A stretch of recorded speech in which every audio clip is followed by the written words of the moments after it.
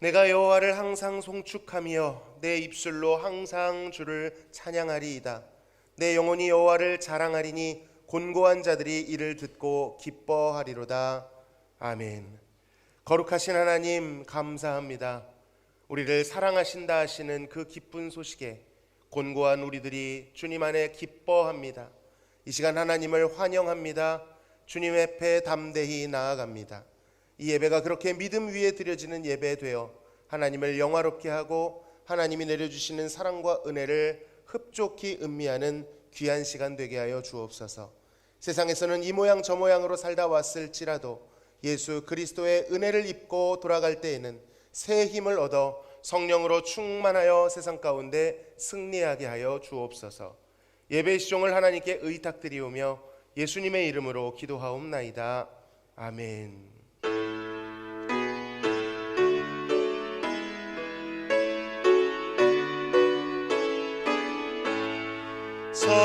성도여 다 함께 할렐루야 아멘.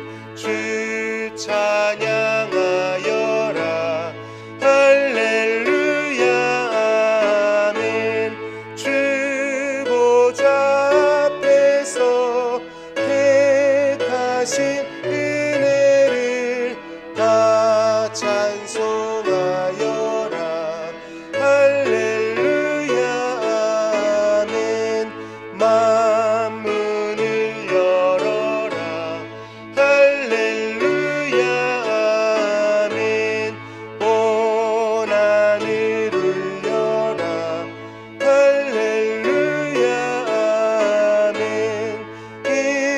인도자 되시며 친구가 되신 주 그 사랑 끝없다 할렐루야 아멘. 주 찬양하여라 할렐루야 아멘. 찬양은 끝없다 할렐루야 아멘. 거룩한 집에서 은총 기리며 늘 찬송 부르자 할렐루야 아멘.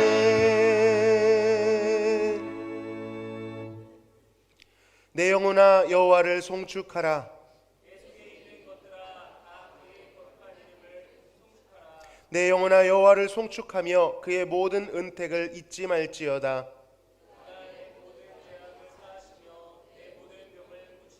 내 생명을 파멸해서 속량하시고 인자와 긍휼로 관을 씌우시며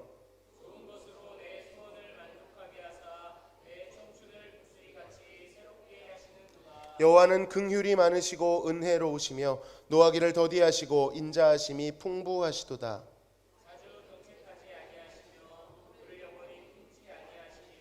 우리의 죄를 따라 우리를 처벌하지는 아니하시며 우리의 죄악을 따라 우리에게 그대로 갚지는 아니하셨으니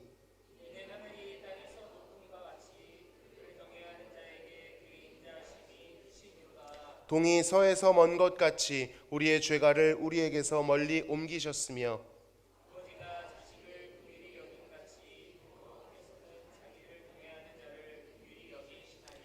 이는 그가 우리의 체질을 아시며 우리가 단지 먼지뿐임을 기억하심이로다. 아멘. 전능하사 천지를 만드신 하나님 아버지를 내가 믿사오며 그 외아들 우리 주 예수 그리스도를 믿사오니 이는 성령으로 잉태하사 동정녀 마리아에게 나시고 본디오 빌라도에게 고난을 받으사 십자가에 못 박혀 죽으시고 장사한 지 사흘 만에 죽은 자 가운데서 다시 살아나시며 하늘에 오르사 전능하신 하나님 우편에 앉아 계시다가 저리로서 산자와 죽은 자를 심판하러 오시리라. 성령을 믿사오며 거룩한 공회와 성도가 서로 교통하는 것과 죄를 사하여 주시는 것과 몸이 다시 사는 것과 영원히 사는 것을 믿사옵나이다. 아멘.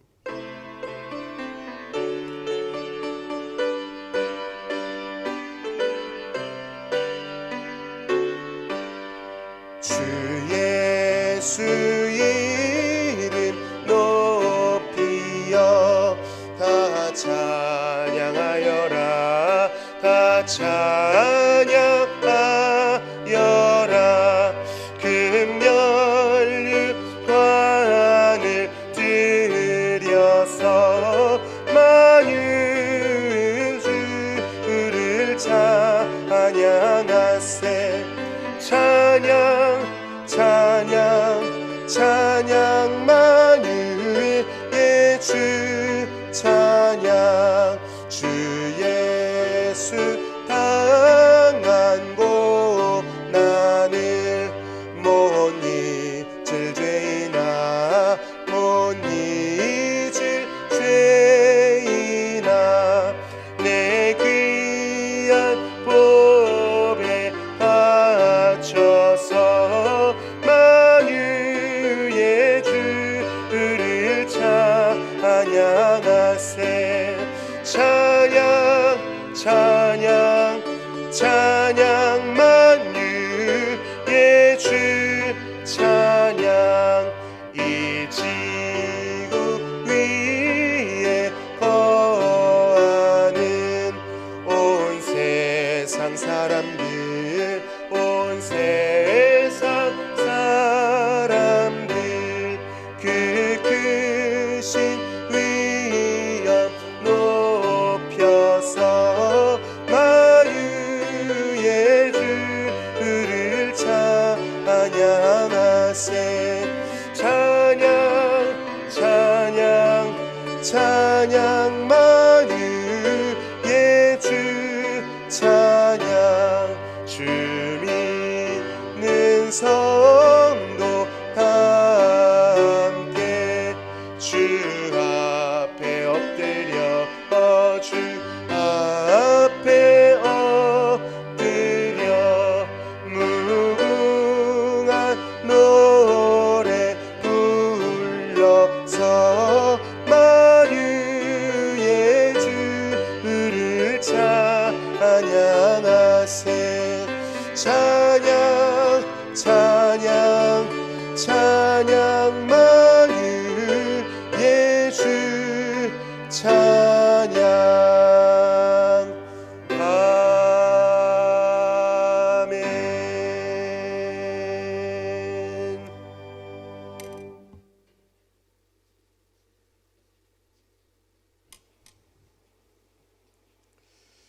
은혜와 사랑에 충만하신 하나님 아버지, 오늘 거룩한 주일 아침 저희를 불러주셔서 예배 자리에 나오게 하심을 감사드립니다.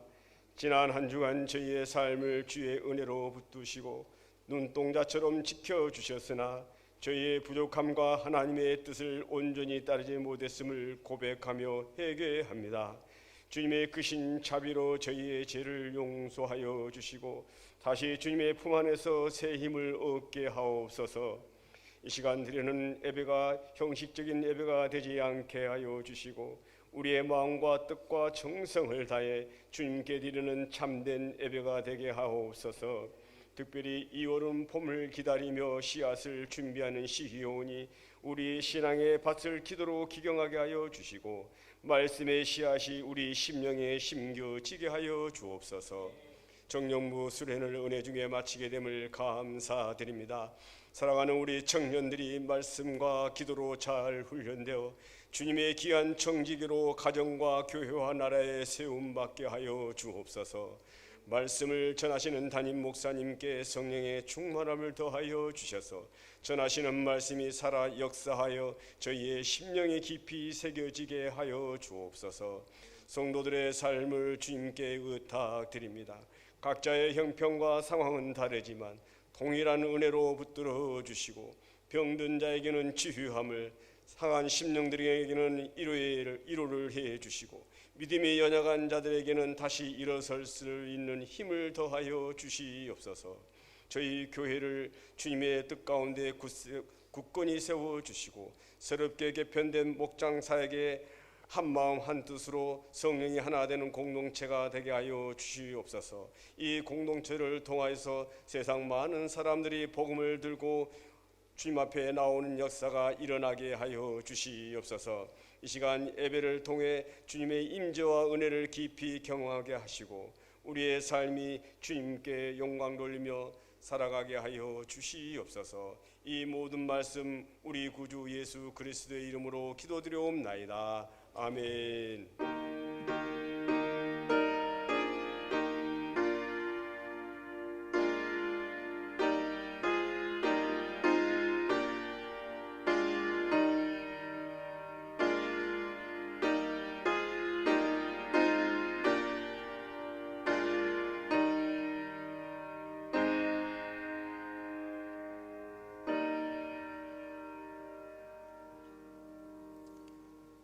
함께 나누실 하나님의 말씀은 창세기 11장 1절에서 4절까지의 말씀입니다.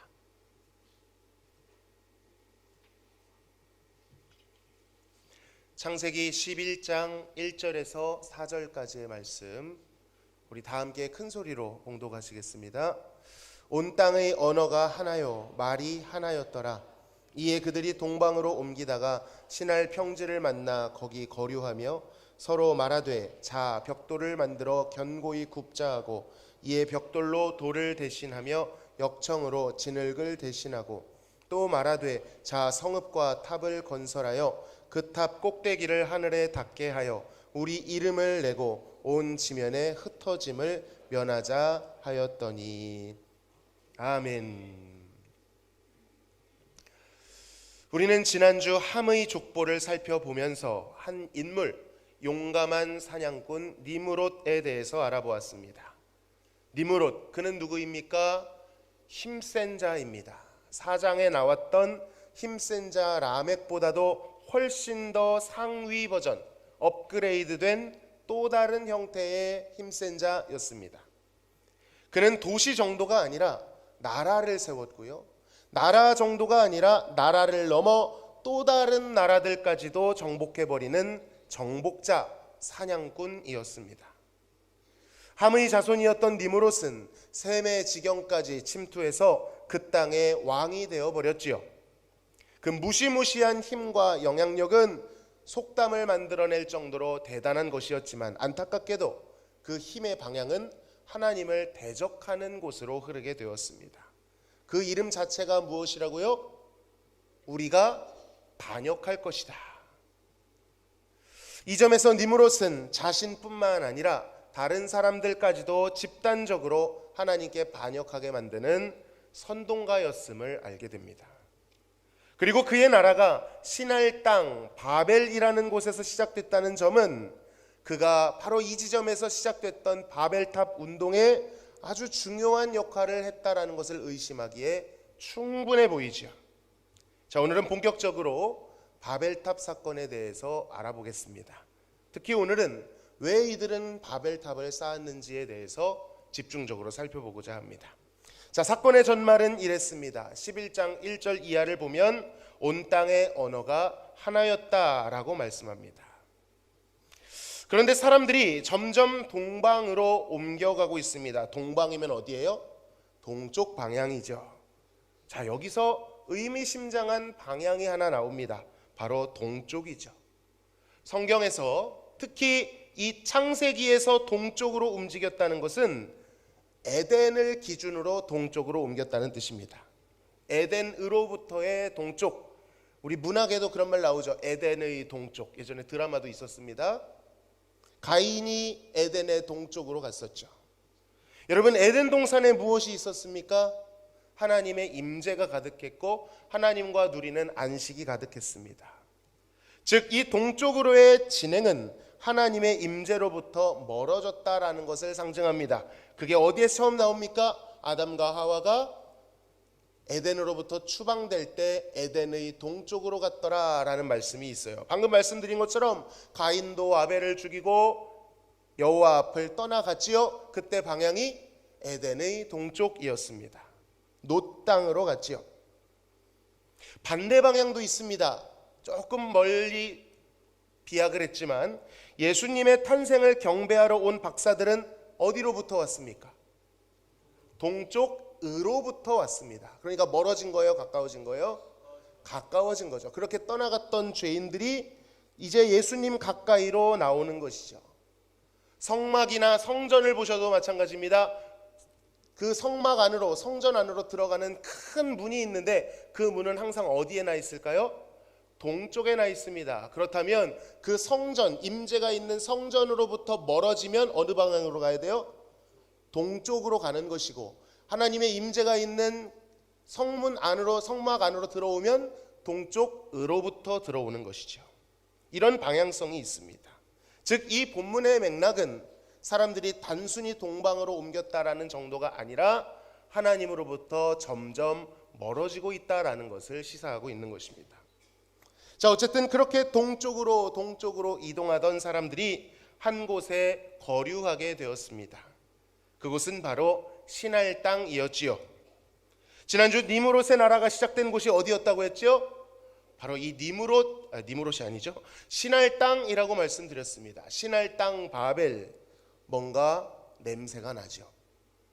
자, 신할 땅에 거류하게 된 사람들이 무언가를 도모하기 시작합니다. 먼저는 재료를 만들기 시작해요. 벽돌과 역청을 만들었습니다. 벽돌로는 돌을 대신하고요, 역청으로는 진흙을 대신했대요. 아마도 당시에는 무언가를 만들 때 보통 돌과 진흙을 사용했던 것 같습니다. 그런데 이들은 분명 차별점과 문명의 진보를 이뤄내고 있다는 것입니다. 자, 이게 무슨 차이가 있을까요? 여기에서 말하는 돌은요, 자연 그대로 주어진 돌을 말합니다. 모양이 일률적입니까? 천차만별입니까? 천차만별이죠. 다듬어지지 않은 그 돌을 말하는 거예요. 그런데 벽돌은 뭡니까? 흙이나 돌을 같은 크기, 같은 모양으로 빚어서 규격화시킨 겁니다. 그리고 그것을 대량 생산하게 되는 거죠. 자연적 돌은요, 인간이 통제하기 쉬워요, 어려워요? 어렵습니다. 모양도 제각각, 크기도 제각각이어서 그것을 사용하려면 돌을 인간에게 맞추는 게 아니라 인간이 돌의 모양에 순응해야 됩니다. 하나님께서는 하나님께 드리는 제단을 깎아서 만들라고 했을까요? 다듬지 않는 돌로 드리라고 했을까요? 다듬지 않는 돌로 제단을 사용하라고 하셨습니다. 율법을 새겨주셨을 때도 깎아져 있는 잘 다듬어진 돌에 써주셨을까요? 거칠은 자연 돌판에 써주셨을까요? 자연 돌판에 써주셨습니다. 즉 자연의 돌은 인간이 통제하기가 어려운 것으로 상징이 됩니다. 그런데 벽돌은 다릅니다. 인간이 통제할 수 있습니다. 원하는 대로 끼워 맞춰서 건물을 지을 때 훨씬 유리하고 편리하게 쓸 수 있는 재료입니다. 그걸 만들었다는 거예요. 비슷한 맥락에서 진흙 역시 자연적인 산물이죠. 흙과 물이 만나 만들어진 어느 정도 점성이 있는 흙을 말합니다. 어느 정도 점성은 있지만 쉽게 갈라지기도 하고 깨지기도 하는 약한 특성을 가지고 있습니다. 그런데 역청은 다릅니다. 역청이 무엇인고 하니 천연 아스팔트 같은 것입니다. 이 신할 지역에는 원유, 기름이 많이 났대요. 오늘날 지도로 하면 이곳이 어디냐면 이라크 바그다드 남부 지역입니다. 오늘날에도 이 지역에 원유가 있을까요, 없을까요? 세계 5번째 손가락 안에 들 만큼 원유가 많이 매장되어 있다고 합니다. 어쨌든 그 땅에서 나온 검은 기름이 공기를 만나면 붙게 되고 거기에 불을 붙여 가열하게 되면 불순물까지 제거되어 정말 강력한 접착제가 된다는 거예요. 자연 그대로가 아닌 가공한 재료를 만든 것입니다. 이들은 주변과 비교해서 탁월한 선진화된 문명의 도구들을 만들어내고 있는 것입니다. 자, 이 탁월한 재료들을 가지고 그들은 뭘 하고자 했을까요? 다음 구절을 보면 이것으로 성읍과 탑을 건설했다라고 말합니다. 주변에서 만들던 재료보다 훨씬 더 강력하고 우월한 재료를 사용했으니 그들의 성읍도 그들이 만든 건물도 훨씬 견고했을 것입니다. 그랬으니 이 지역이 중심이 되어 번성이 일어났겠죠. 자, 이들이 세운 목표는 어느 정도였을까요? 그저 으리으리한 건물, 남들 보기에 비교되는 엄청난 건물을 짓는 정도였습니까? 그 정도의 포부가 아니었습니다. 4절을 보니까 그 탑을 쌓아 어디에 닿게 하자? 하늘에 닿게 하자라고 말합니다. 그들의 타겟은 하늘이었어요. 물론 어느 정도 과장은 되어 있겠지만 도대체 얼마나 높이 쌓으면 하늘에 닿는다는 표현을 쓸 수 있을까요? 당시 이 바벨탑의 정확한 높이를 측량할 수는 없지만 분명 당시 기술로는 상상할 수 없는 그런 건물을 꿈꾸었을 것입니다. 자, 이들은 왜 이러는 것일까요? 왜 이들은 똘똘 뭉쳐서 하늘에 닿을 정도로 높은 탑을 쌓으려고 했던 것일까요? 그 이유가 4절에 나옵니다. 4절을 같이 한번 읽어보겠습니다. 시작. 또 말하되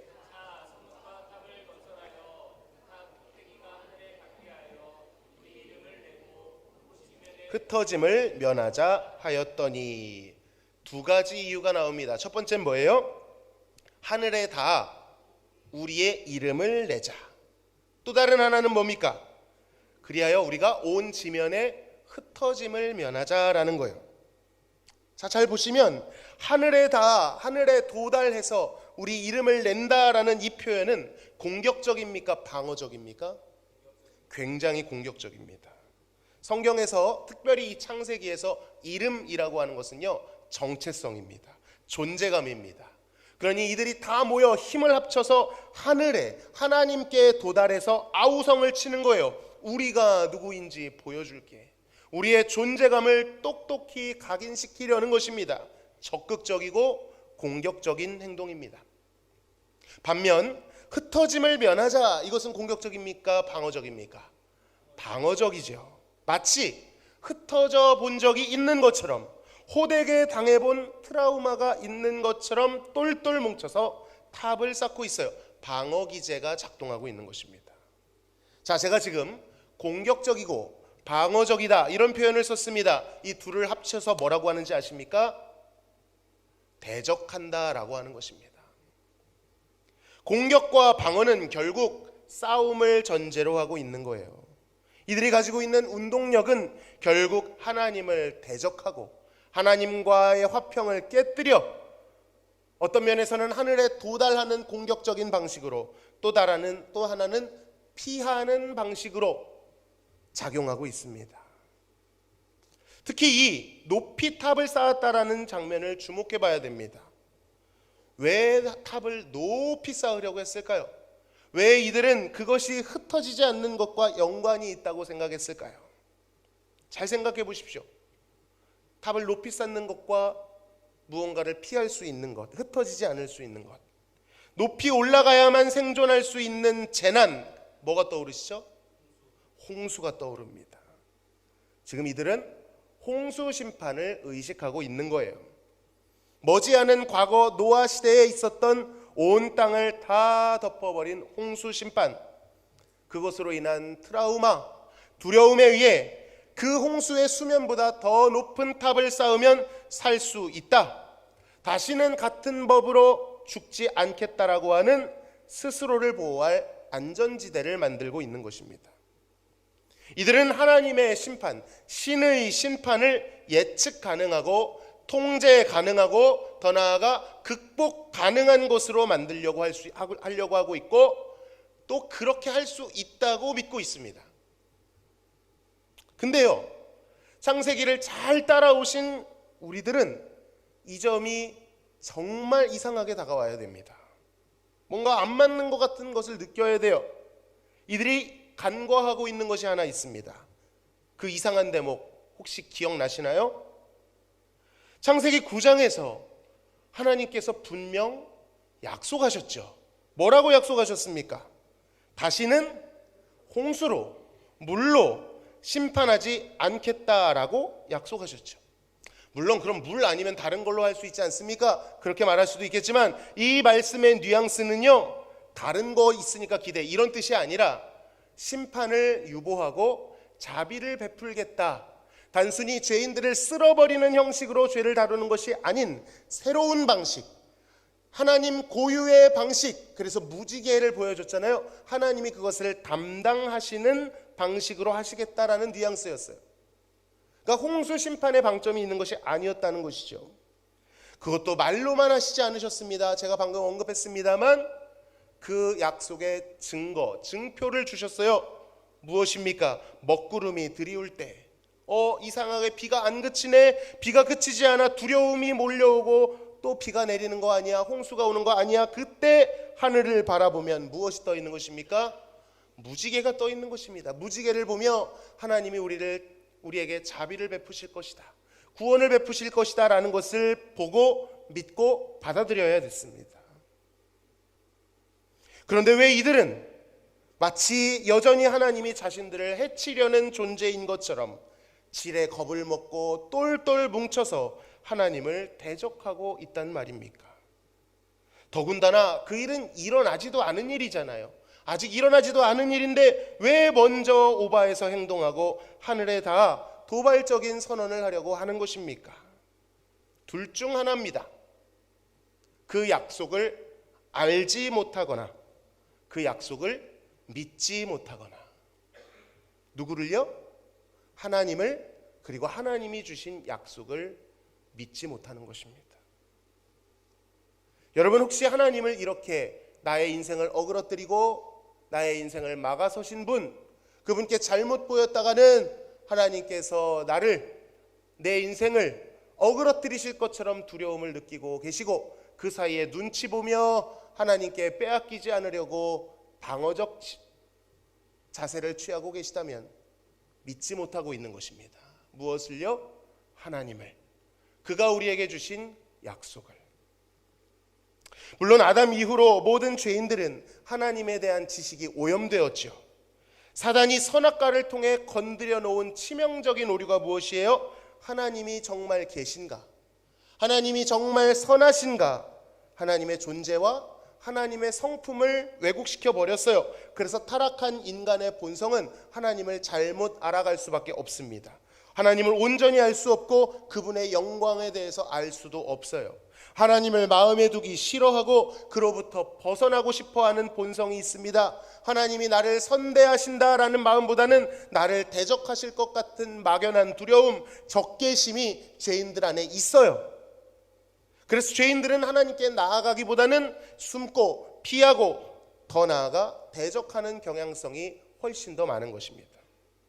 너무나도 큰 리스크가 있지요. 그러나 잘 생각해 보십시오. 그렇기 때문에 하나님은 언약을 주신 것입니다. 그 인간들 안에 있는 죄악과 의심과 불신과 이 타고난 악한 본성을 극복하기 위해서 하나님이 선택하신 방법이 뭐라고요? 언약을 주시는 거였어요. 죄인을 그대로 내버려 두지 않고 그 모든 것을 회복시켜 주시기 위해서 그 언약 안에 하나님이 어떤 분이신지, 그분이 인간을 어떻게 생각하고 계신지, 어떻게 대하고 계신지, 앞으로 어떤 계획을 가지고 어떤 회복을 일으키실 것인지에 대한 암시가, 이 메시지가 이 약속 안에 담겨 있었다는 거예요. 가죽옷을 지어 입혀주셨을 때도, 무지개를 띄워주셨을 때도 하나님께서는 자신의 그 신실하고 한결같은 사랑을 이 언약에 담아주셨습니다. 그리고 그것을 바라보고 그것을 믿으라고 촉구하셨습니다. 그런데 문제는 타락한 인류가 그 언약을 믿지 않았다라는 거예요. 분명 노아의 후손 함도 아버지와 함께 그 무지개를 보았거나 보지 못했다면 아버지로부터 그 무지개 언약에 대해서 들었을 텐데, 그의 후손들은 도무지 그 약속을 모르는 것처럼, 믿지 않는 것처럼 행동하고 있습니다. 하나님을 신뢰하지 않아요. 아직 홍수가 오지도 않았는데 이들은 하나님을 잠재적인 가해자로 만들어버렸습니다. 언약을 통해 다가오신 선하신 하나님을 위험한 신으로 바꾸어 버린 거예요. 여러분, 정말 그렇습니까? 하나님은 정말 위험한 분이라고 생각하시나요? 창조 기사를 보면 느낌은 그럴 수 있습니다. 세상에서 말하고 있는 신과는 그렇기 때문에 느낌은 그럴 수 있지만 책을 펴고 창조 기사를 보면 전혀 그렇지 않다는 걸 알 수 있게 됩니다. 그는 창조주시죠. 피조물을 사랑하십니다. 그들을 기뻐하시고 그들과 더불어 하루를 떼어놓고 안식하실 정도로 우리를 기뻐하시는 분이십니다.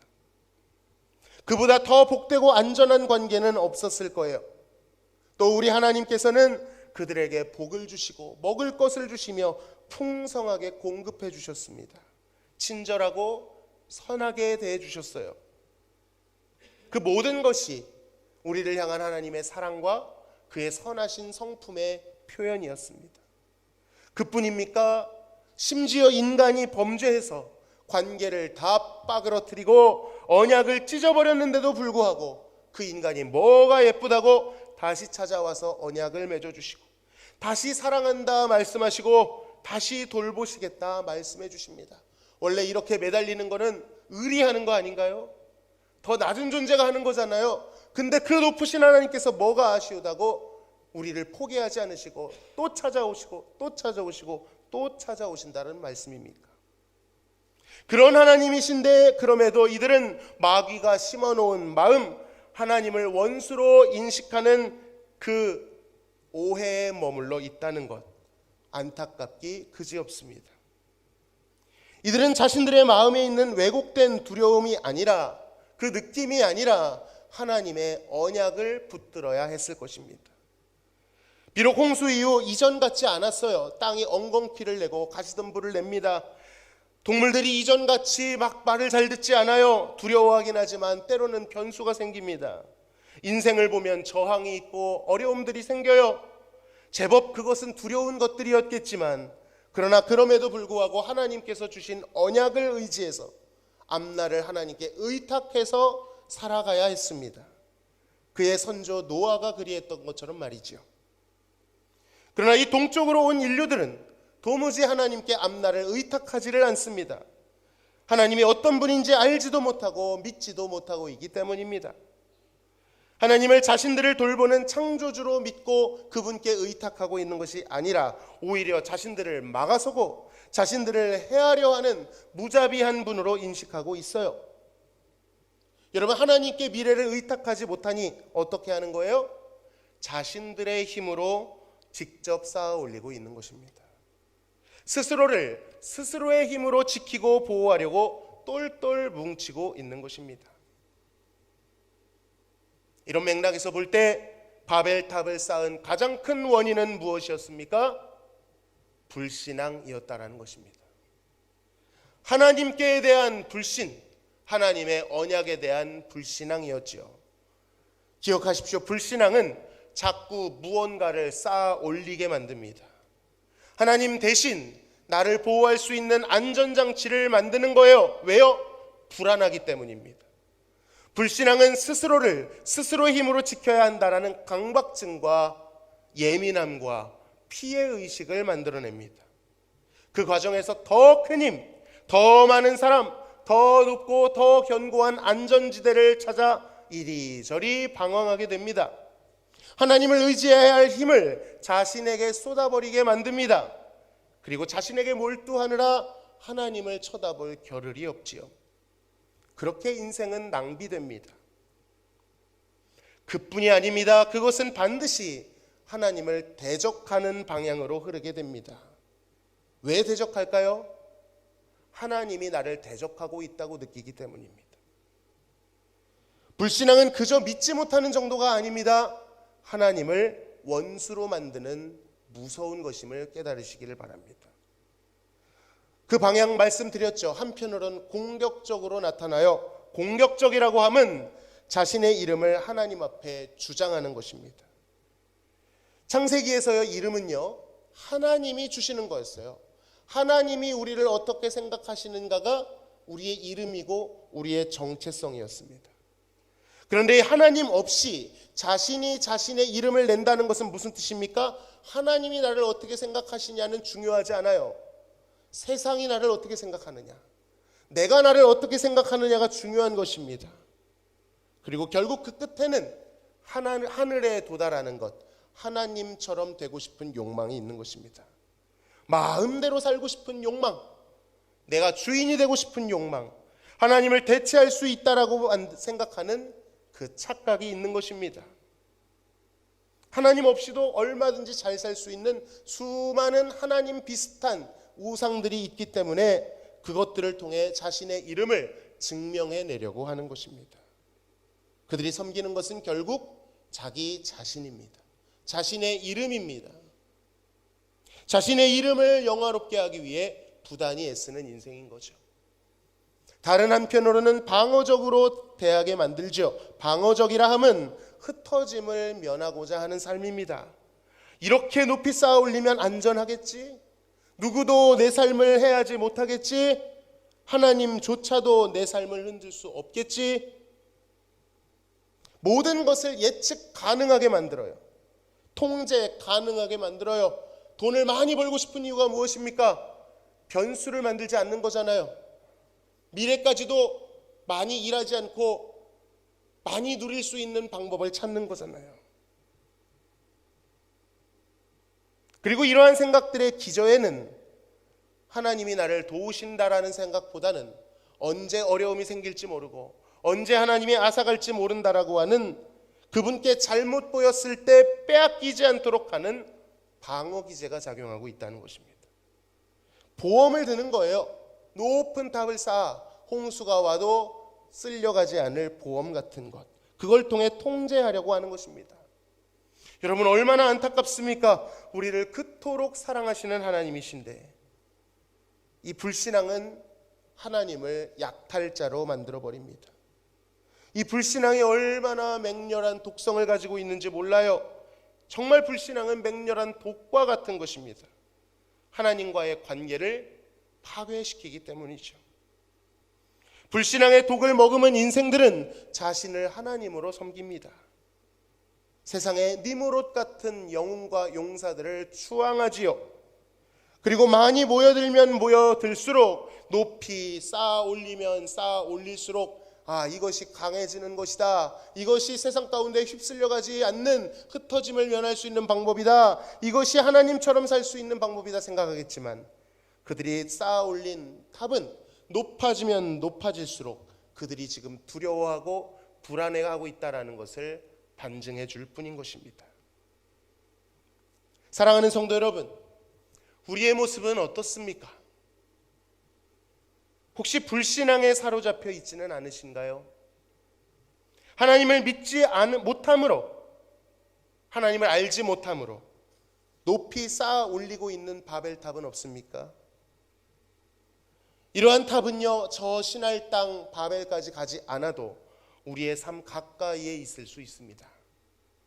불신앙이 있는 곳에는 언제나 바벨탑이 우뚝 서 있기 때문입니다. 여러분의 바벨탑은 무엇입니까? 하나님을 믿지 못하게 하는 지점은 무엇입니까? 복음을 믿지 못하고 하나님을 내 마음대로 그리고 하나님의 표정을 마음대로 상상하는 오해의 지점은 어디입니까? 우리 안에 있는 불신앙과 그것이 만들어낸 우상을 발견해야 합니다. 비록 그 우상들의 모습은 다 다르겠지만 기원은 하나라는 거예요. 하나님을 믿지 못하는 것. 하나님이 우리에게 행하신 그 복음의 언약을 믿지 못하는 것. 하나님이 우리를 어떻게 사랑하시는지 지금 이 순간 이 자리에서 우리를 어떤 표정으로 어떤 마음으로 어떻게 대하고 계신지를 모르니 그 사랑을 누리지 못하는 것은 두 번째 치고 하나님을 대신할 또 다른 신랑, 또 다른 주인, 또 다른 목자, 또 다른 아비를 찾아 떠나고 있는 것입니다. 우상의 탑을 쌓고 있는 것이죠. 여러분의 마음을 장악한 것이 무엇입니까? 일평생 어떤 소원입니까? 돈입니까? 성취입니까? 권력입니까? 사랑과 관계입니까? 문화와 쾌락입니까? 여러 가지 모습으로 다가올 수 있겠지만 그것으로 인하여 우리는 바벨탑을 쌓아 올리고 하나님처럼 살고자 하는 대단히 뼈아픈 실수를 하게 됩니다. 이것은 확연히 드러나는 무신론이나 어떤 죄악의 모습으로 나타나기도 하지만 오히려 더욱 교묘한 모습으로 심지어 좋아 보이는 모습으로 나타나기도 합니다. 몇 가지 예를 들어볼까요? 인간적으로 성실하게 사는 것, 부지런하게 사는 것 좋은 겁니까? 나쁜 겁니까? 당연히 좋은 것이죠. 열심히 하는 것은 무조건 좋은 거잖아요. 그게 왜 나쁠까요? 마땅히 그렇게 살아야 합니다. 그러나 그렇게 드러난 모습만을 보면 안 되고 우리는 왜 그렇게 살려고 하는지 질문해야 합니다.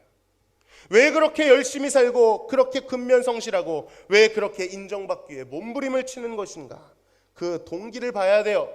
혹시 하나님을 믿지 못하기 때문은 아닙니까? 하나님께 내 삶을 의탁하지 못했기 때문에 하나님이 나를 돌보시리라는 기대가 없기 때문에 내가 나의 노력으로 그것을 채우려고 하지는 않는 것인지 돌아봐야 합니다. 물론 하나님을 믿고 의지하는 사람들도 열심히 삽니다. 마땅히 그렇게 살아야 합니다. 그러나 그들이 열심히 살아가는 이유는 그런 것이 아닙니다. 오히려 하나님을 믿기 때문입니다. 하나님을 믿기에 하나님이 맡겨주신 시간을 대충 대할 수 없는 거예요. 죽게 하듯이 귀하게 여기고 그 역할에 최선을 다하는 것입니다. 스스로 인정받고자 하는 게 아니에요. 하나님이 나를 인정해 주셨기 때문에 기쁨으로 열심히 사는 것입니다. 이것이 구분하기가 참 어렵죠. 그런데 구분할 수 있는 지점이 하나 있습니다. 언제일까요? 무너졌을 때 그 기준점을 삼을 수 있습니다. 계획대로 생각대로 되지 않았을 때 알 수 있습니다. 하나님을 믿기 때문에 열심히 사는 자들은 최선을 다합니다. 그러나 그 결과를 받아들여요. 결과에 연연하지 않습니다. 잘 되면 당연히 감사하지만 원하지 않는데도 타격은 있을 수 있지만 다시 일어나 하나님께 감사합니다. 무너지지 않아요. 왜 그렇죠? 그것까지도 하나님의 손과 하나님의 계획에 달려있다라고 믿기 때문입니다. 내 삶을 하나님께 의탁했기 때문에, 내 생존과 미래를 하나님께 맡겨드렸기 때문에 내가 그것을 책임져야 한다라는 강박증으로부터 자유로운 거예요. 믿음으로 귀결됩니다. 그러나 하나님을 도무지 의지하지 못하는 사람들, 자신의 탑을 자신의 힘으로 열심히 쌓는 사람들은 이 지점에서 모든 것이 무너져 내립니다. 모든 것을 잃어버린 것처럼 극도의 예민함과 강박증세, 피해의식을 보입니다. 거기서 드러나죠. 하나님과 자신의 탑이 역전됩니다. 자신이 하나님을 섬기고 있었는지, 바벨탑에 오른 자신을 섬기고 있었는지, 그것이 드러난다는 거예요. 믿지 않던 자들은요, 이 지점에서 하나님을 원망하기 시작합니다. 문제 해결에 함몰됩니다. 하나님보다 당장 이 문제가 해결되는 게 더 중요한 거예요. 하나님보다 성공이 더 중요했던 것입니다. 소원 성취가 더 중요했던 거예요. 하나님을 이용은 했지만 하나님을 바라보진 않았어요. 다른 무언가를 더욱 바라보고 더욱 갈망했던 것입니다. 불신앙입니다. 성도님들 중에서 가끔 그런 분들도 계시죠. 어느 때 더 열심을 내요. 귀하죠. 그런데 목적이 있습니다. 중요한 일을 앞두고 있을 때 더 기도합니다. 물론 그래야 되는 게 맞지만 문제는 그 일이 해결됐을 때 어떻게 합니까? 다시 돌아가요. 반대로 그것이 안 되었을 때는 어떻게 합니까? 차갑게 돌아서며 하나님으로부터 멀어집니다. 무엇을 바라보고 있었던 거예요? 하나님이 아니라 하나님을 이용해서 하나님의 힘을 빌려 그것을, 그 바벨탑을 더 높이 쌓기 원했던 것입니다. 결국 자신의 이름을 내길 원했던 거예요. 결국 모든 것을 자신이 통제하기를 원했던 것입니다. 여러분, 심지어는 이것은 신앙생활에서도 나타날 수 있습니다. 봉사도 열심히 하고 기도도 열심히 하고 경건생활도 열심히 합니다. 좋은 거죠. 근데 물어야 됩니다. 왜 열심히 하나요? 잘 봐야 됩니다. 정말 하나님의 은혜와 하나님의 구원에 감사함으로 그 열매로서 주어진 선행인가? 아니면 자신의 힘과 공로로 이 정도 해야 좋은 신자라고 인정받을 수 있다, 하나님으로부터 사람으로부터 인정받을 수 있다, 그렇게 생각하는 것인가? 우리가 배우고 있는 신앙고백서 소율이 문답에서는 이 지점을 분명히 합니다. 선행이라고 하는 것, 봉사와 섬김이라고 하는 것은요, 저 뒤에 나와요. 섬김을 해야 된다, 먼저 그렇게 가르치지 않습니다. 하나님의 구원을 경험하면 우리 안에 생성되는 마음, 감사와 기쁨의 열매가 바로 선행입니다. 조건이 아니라는 거예요.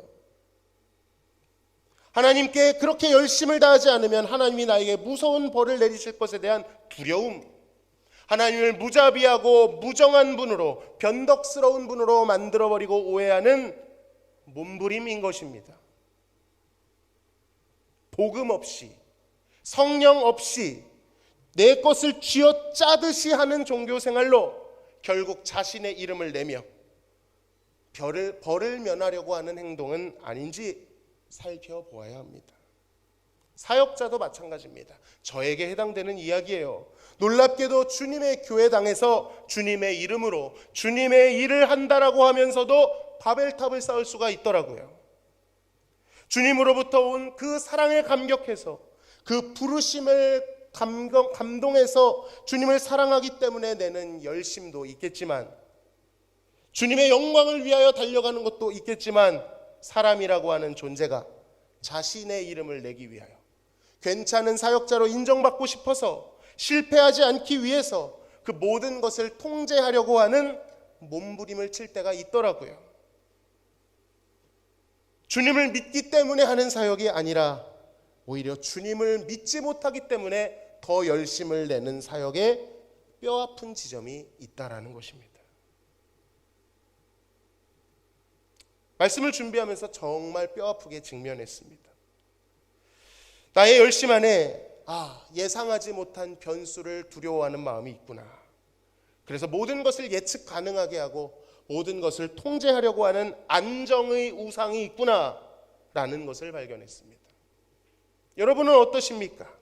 여러분이 내려놓지 못하는 그 지점, 모든 것을 통제하려고 쌓아 올린 탑, 그 어떤 변수도, 홍수도, 심지어 하나님의 심판도 미치지 못하게끔 견고하게, 곤고하게, 완벽하게 쌓아 올렸다고 생각하는 그 영역은 무엇입니까? 이거 무너지면 난 도무지 살 수 없어. 용납이 안 되는 영역. 돈입니까? 지위와 평판입니까? 인간관계입니까? 가정입니까? 사랑받는 것입니까? 아니면 좋은 사람, 좋은 신앙인, 좋은 사역자처럼 보이고 싶은 마음입니까? 욕먹고 미움받지 않고 싶은 안정의 우상입니까? 그것이 어떤 형태이든 그것으로 인해 나의 이름을 내려고 하거나 모든 실패와 변수를 통제하려고 꽉 쥐고 높이 쌓아 올리고 있다면 그것은 바벨탑일 수 있다는 것을 기억하십시오. 그 안에 담겨있는 하나님을 신뢰하지 못하는 불신앙을 발견하시기를 바랍니다. 말씀을 맺겠습니다. 사랑하는 성도 여러분, 그 불신앙 대신 하나님을 신앙하시기 바랍니다. 믿고 바라보시기를 바랍니다. 그분이 어떤 분이신지, 그분이 우리에게 어떤 표정으로 어떤 마음으로 다가오시고 무엇을 내어주셨으며 어디까지 내어주실 수 있는지, 그것이 담겨있는 하나님의 언약, 하나님의 복음을 깊이 생각하시고 깊이 묵상하시고 그것이 우리의 마음 안에 잘 심겨져 그 언약의 능력이 우리를 자라나게 하시기를 소망합니다. 그 십자가에 하나님이 어떤 분이신지가 담겨 있습니다. 우리가 죄인 되었을 때조차도 우리를 위하여 아들이라도 아끼지 아니하여 주신 그 사랑의 깊이와 넓이와 높이와 넓이가 어떤 것인지를 알아가야 될 줄로 믿습니다. 그 복음을 알 때 우리 안에 믿음이 생깁니다. 주님을 향한 신뢰가 생깁니다. 그 믿음과 복음을 거쳐 하나님을 대하셔야만 합니다. 마귀가 심어놓은 그 의심과 왜곡된 마음 그대로 하나님을 대하셔서는 안 됩니다. 하나님의 대안인 복음을 거쳐서 하나님께 나아가야 됩니다. 그 안에만, 그 관계 안에만 참된 평안과 쉼이 존재할 것입니다. 그러므로 사랑하는 성도 여러분, 우리의 힘으로 애써 몸부림치는 삶이 아니라 은혜가 이끌어가는 삶을 경험하시기를 소망합니다. 무거운 짐을 내어놓고 온유하고 겸손하신 예수님께 나와 그분의 가볍고 쉬운 길을 배워가시기를 주님의 이름으로 간절히 소망합니다. 우리 같이 한번 찬양하고 결단의 기도를 드리도록 하겠습니다. 내가 주인 삼은 모든 것 내려놓고 내 주 되신 주 앞에 나가 내가 사랑했던 모든 것 내려놓고 주님만 사랑해. 주 사랑 거친 풍랑에도 깊은 바다처럼 나를 잠잠케 해. 주 사랑 내 영혼의 반석 그 사랑 위에 서리. 같이 찬양으로 영광 돌리겠습니다.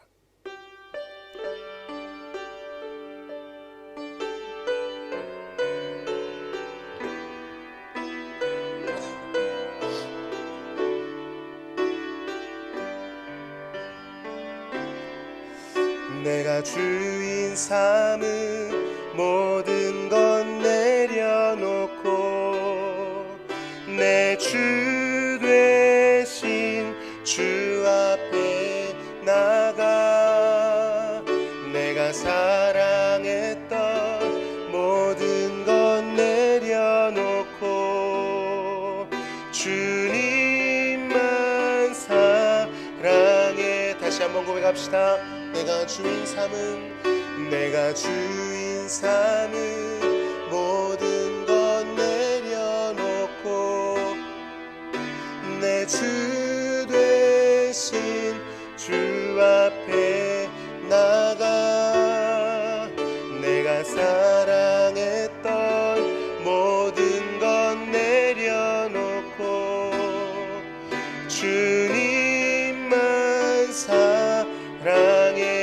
사랑 거친 풍랑에도 주 사랑 거친 풍랑에도 깊은 바다처럼 나를 잠잠케 해. 주 사랑 내 영혼의 반석 그 사랑 위에 서리. 주 사랑 거친 풍랑에도 주 사랑 거친 풍랑에도 깊은 바다처럼 나를 잠잠케 해. 주 사랑 내 영혼의 반석 그 사랑 위에 서리. 우리 시간 같이 한번 기도하겠습니다. 주님의 사랑 위에 서십시오. 주님의 사랑을 더욱 갈구하시고 주님의 사랑을 더 알기를 소망하고 주님께 구하십시오. 그 사랑은 죽음보다 강하고 지옥보다 더욱 잔인하여 한 번 선택한 그 영혼을 절대로 포기하거나 놓아주지 않으십니다. 심판보다도 강한 홍수와 온 땅을 씻으러 버릴 하나님의 심판보다도 더 강하고 영원한 하나님의 사랑이 우리의 삶의 터전이 되기를 소망합니다. 하나님, 혹시 하나님을 믿지 못하기에 내가 움켜쥐고 내가 쌓아 올렸던 그 영역, 그 바벨탑은 무엇입니까? 드러내 주십시오. 빛을 비춰 주셔서 내 안에 그 어둠을 보게 하시고 그 바벨탑을 미련히 볼 수 있는 마음을 주옵소서. 그래요, 주님께로 나아가 나를 사랑하신다 하시는 그 사랑에 젖어 힘겨운 노동하는 신앙생활, 그러한 인생이 아니라 주님 안에 안식을 누리고 그 사랑받는 자의 영광스러운 삶을 살아낼 수 있게 해달라고 이 시간 주님 앞에 간절히 기도하며 나아가시겠습니다. 하나님 아버지, 감사합니다. 내 안에 모든 것을 통제하고 싶은 마음이 있습니다. 변수를 예상하지 못한 것들을 없애고 안정하고 싶은 우상이 있음을 보게 됩니다. 주여, 믿음으로 도전하지 않았던 것을 용서하여 주옵소서. 하나님, 내 안에 내려놓지 못한 것, 하나님 건들면 하나님 올라올 수밖에 없는 예민하고 강박적이며 하나님 방어적인 것들이 있습니다. 그것 때문에 높이 쌓아올릴 수밖에, 열심히 내 힘으로 할 수밖에 없었던 영역이 있습니다. 주님, 용서하여 주옵소서. 이 시간 빛을 비춰주심으로 내 안에 바벨탑이 발견되게 하시고 주님의 그 사랑으로 말미암아 주님께 돌이킬 수 있는 힘을 더하여 주옵소서. 하나님을 믿지 못했던 것, 하나님의 약속을 믿지 못했던 것을 용서하여 주옵소서. 주님, 나에게 주신 이 약속, 복음을 더욱 알기 원합니다. 복음을 더욱 믿기 원합니다. 복음이 내 안에 실제가 되고 내 안에 체질화가 되어 하나님이여 복음 안에서 하나님을 만나고 복음 안에서 하나님을 인식하고 복음 안에서 하나님을 믿고 복음 안에서 하나님과 더불어 살아갈 수 있도록 도와주시옵소서. 나에게 모든 것을 내어주신 그 사랑, 나를 포기하지 않으신 그 사랑, 여전히 찾아와서 한결같은 사랑으로, 신실한 사랑으로 나를 대하시고 계시는 그 하나님의 마음을 알게 하여 주옵소서. 그리하여 하나님께서 우리를 지으신 그대로, 하나님이 나에게 부여해 주신 그 이름, 그 정체성 그대로 하나님 당당하게 살아가며 열등감이 아니라 감사함으로, 건강함으로 살아갈 수 있도록 인도하여 주시옵소서. 오 주님, 인도하여 주시옵소서. 감사하며 예수님의 이름으로 기도하옵나이다. 아멘.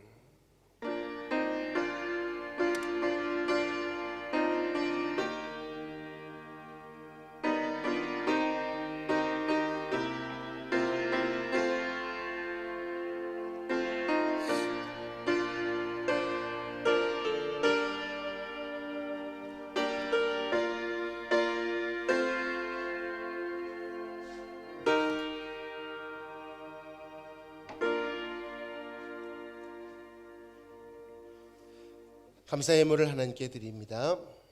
남은봉 전도사님 가정에서 가정과 좋은 창호 사업장에 함께 하신 감사합니다. 조병식 장로님, 박연희 권사님, 이정예 권사님, 가장 좋은 길로, 가장 완전한 길로 인도하소서. 최미옥 권사님, 온 가족의 건강을 지켜주시고 믿음의 가정 되게 하옵소서. 원영순 권사님, 우리 가정의 주인 되시는 주님 늘 감사함으로 찬양과 영광 돌리는 가정 되게 하소서. 이기선 집사님, 배원자 집사님, 일용할 양식을 주신 하나님 감사합니다. 김시영 집사님 감사원금, 성미 감사원금 드리셨습니다. 범사에 감사합니다. 김종임 집사님, 이강희 집사님, 한성숙 집사님, 이영희 권사님, 크신 은혜와 사랑으로 돌봐주신 감사드립니다. 조영자 집사님, 하나님께 영광 돌리는 딸들이 되게 하여 주옵소서. 조은 집사님, 조영은 성도님, 조성주 성도님, 늘 동행하시는 주님 감사합니다. 주의 능력의 손으로 건강 지켜주시고 앞길에 늘 동행하소서. 이명석 성도님, 이우석 성도님, 항상 감사합니다. 조재목 성도님, 청년대학부 수련회 이끌어 주심에 감사합니다. 안민희 성도님, 저항을 통하여 성장시키실 하나님을 알게 하심에 감사합니다. 이명현 성도님, 가정에 부어주신 은혜와 사랑에 감사드립니다. 무명으로 은혜 중에 수련회 마치게 하신 감사합니다. 주님과 더욱 친밀한 청년 되게 해주세요. 무명으로 청년부 동계 수련회를 은혜 가운데 잘 마치게 해주셔서 감사합니다. 네, 청년부 무명으로 26년 청년부 동계 수련회 은혜 가운데 마치게 하신 감사합니다. 무명으로 또 성미헌금 무명으로 드리셨습니다. 11조 예물을 하나님께 드립니다. 이정혜 권사님, 최미옥 권사님, 김창식 성도님, 배아득 집사님, 김종임 집사님, 임원구 안수 집사님, 김숙희 권사님, 한성숙 집사님, 이영희 권사님, 구제헌금, 선교헌금, 주정헌금을 하나님께 드립니다. 하나님 감사합니다. 오늘도 저희들에게 한결같은 사랑과 기이한 도우심으로 여기까지 이르게 하시니 감사합니다. 그 은혜의 발자취를 기억하고 하나님께 신앙으로 고백하여 싸우니 이 고백을 받아주시며 더불어 드린 마음의 소원, 또한 하나님 앞에 드린 기도의 제목을 기억하셔서 먼저 찾아가셔서 하나님의 놀라운 일과 간증이 넘치게 하여 주시옵소서. 감사하며 예수님의 이름으로 기도하옵나이다. 아멘. 우리 다 함께 인사 나누시겠습니다. 바벨탑을 무너뜨립시다. 하나님만 신뢰합시다. 감사합니다. 교회 소식 전해드리겠습니다. 청년부 동계수련회 은혜 중에 잘 마쳤습니다. 섬겨주시고 기도해주신 모든 분들께 감사드립니다. 이어서 2월 12일 그리고 14일까지 목요일 토요일까지 본교회당에서 중고등부 수련회가 이어서 이어지게 됩니다. 큰 은혜가 임할 수 있도록 기도해 주시기를 바랍니다. 1여선교회 헌신예배 본래 셋째 주인데 구정 연휴가 겹치는 관계로 이번에만 4주차 22일에 드리도록 하겠습니다. 새로운 목장 사역이 시작되었습니다. 한마음 한뜻으로 성령이 하나 되게 하신 공동체를 힘써 이루어 주시기를 바랍니다. 자, 3부 예배 시에 좌석을 목장별로 앉아주시면 감사하겠습니다.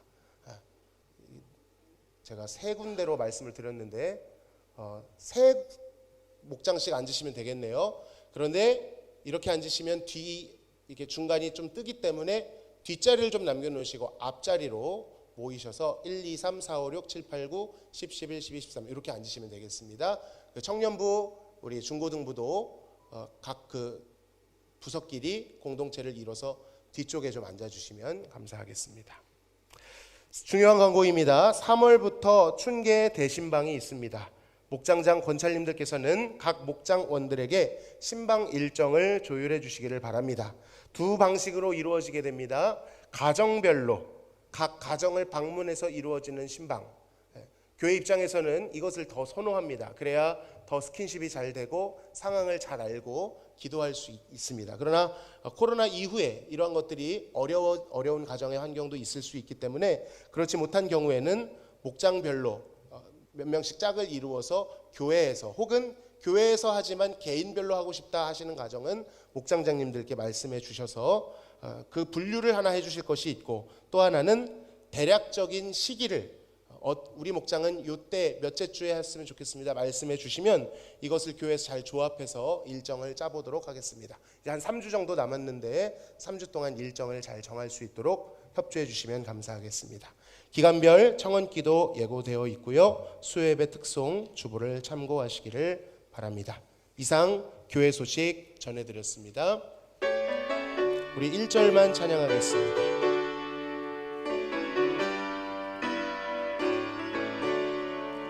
예수를 나의 구주 삼고 성령과 피로써 거듭나니 이 세상에서 내 영혼이 하늘의 영광 누리도다. 이것이 나의 간증이요 이것이 나의 찬송일세. 나 사는 동안 끊임없이 구주를 찬송하리로다.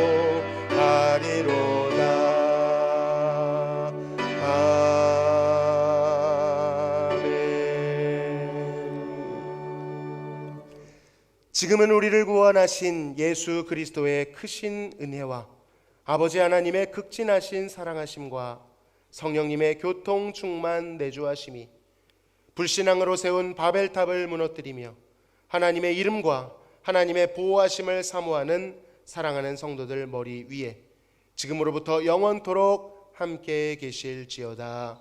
아멘.